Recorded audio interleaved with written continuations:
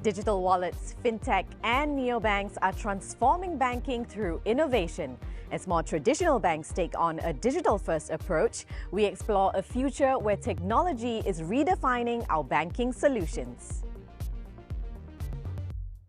Welcome to The Exchange from our studio here in Doha. Coming up on this episode, we sit down with Yusuf Al-Naima, Group Chief Business Officer at Qatar National Bank, who shares insights on embracing technology in banking. And we chat with Juan Pablo Ortega, CEO and co-founder of UNO, to discuss the rise of new payment solutions. Digital transformation is no longer optional. It's essential for banks to remain competitive in a rapidly changing environment. New technologies are drastically transforming the banking industry, with physical branches slowly being phased out. Operations across all departments like remittances, payments, and investments will be made in the cloud. Innovations such as AI and automation are proving to be invaluable, reshaping how banks offer their services like digital cards and chatbots. On the flip side, with the advancement of AI, financial crime is becoming increasingly sophisticated, prompting the need for stricter prevention measures. Last year, over 50% of banks reported a rise in business fraud, while consumer fraud losses amounted to over $10 billion. So how is the industry evolving in the digital era, and what does the future hold for traditional banks? I sat down with Yusuf Al-Naima, Group Chief Business Officer of Qatar National Bank, to discuss how a legacy bank like QNB is embracing technology and digitalization. We're excited about digital banking. I think this is the talk. Everybody wants to apply for a digital banking license. We are living in the digital era now, and soon you will not see branches, probably in a couple of years ahead. Our strategy is really to provide seamless banking service worldwide.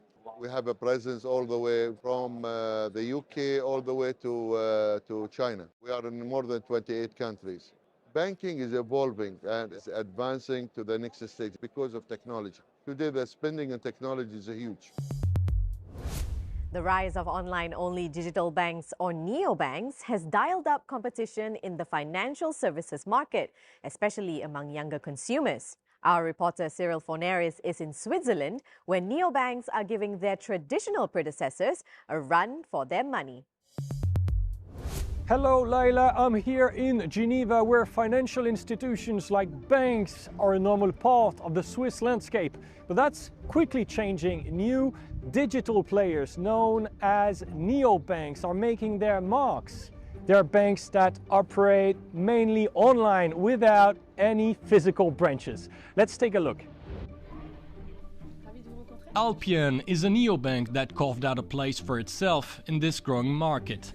The private bank convinced thousands to open free accounts in just minutes by offering them premium services and a host of attractive benefits. They like discretion, they like data privacy, and they like financial security. They also like having a very good service. So how do you answer to this?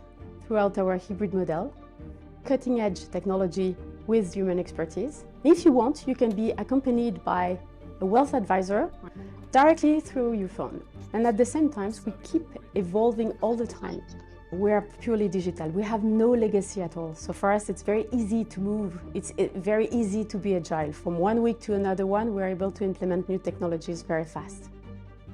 Studies show that the Swiss are particularly loyal to their bank, but more are turning to digital banks every year. J'ai une banque physique et aussi une banque en ligne.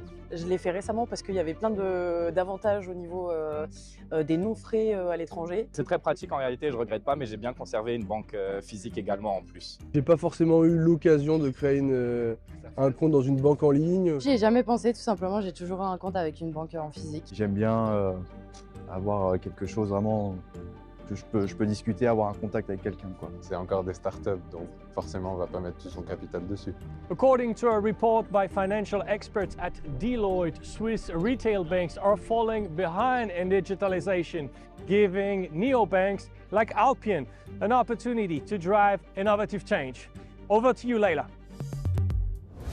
Other than neobanks, emerging trends in payment methods are also shaking up traditional banking.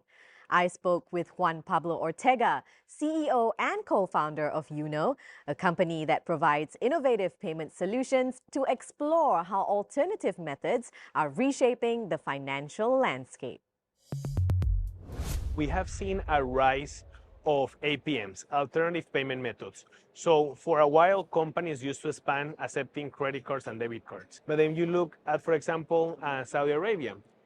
Only 20-30% of the population have a Visa or a MasterCard. Most of the people use MARA, which is the local domestic scheme. We go into Indonesia. Indonesians love their wallets. You have OVO, you have Dana, you have GoPay, you have GrabPay. So we're seeing an emergence of different payment methods, and we're seeing that this is a struggle for companies because then I have to span, I have to do more integrations. In terms of new technologies where we're seeing encryption, authentication, we are the launch customer with MasterCard of being able to pay with passkeys. Passkeys are these cryptographic keys that you save in your device. We're seeing a big future of stable coins. Stable coins like USDC, USDT, I think is going to become the norm as people want to pay around the world. Now it's time for our regular feature, Business in 60 Seconds. Start the clock. Lenovo is gearing up to announce Q4 2025 earnings, having recently unveiled its transformable laptop with a screen that can flip and fold. The device features a high-resolution display with touch capabilities. It provides users with an immersive visual experience, showcasing the company's focus on innovative product designs. Ralph Lauren is preparing to reveal its fourth quarter 2025 earnings report as the US fashion house has worked to reposition itself, focusing on its core product strengths like cable knit sweaters and blazers. Effective marketing, such as being chosen to dress the US Olympic team, has continued to strengthen its trendy image. And Zoom is set to release its first quarter 2026 financial results.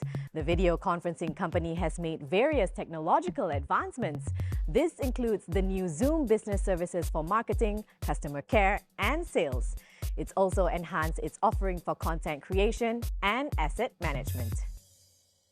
So while the banking behemoths of the world still dominate the financial services market, digitalization and innovation are essential to compete with the emerging players.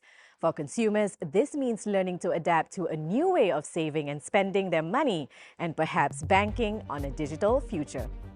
Well, that's all the time we have for on this edition of the show. Thanks for watching. Please do check out yournews.com for all your latest business news, and join us again next time on The Exchange.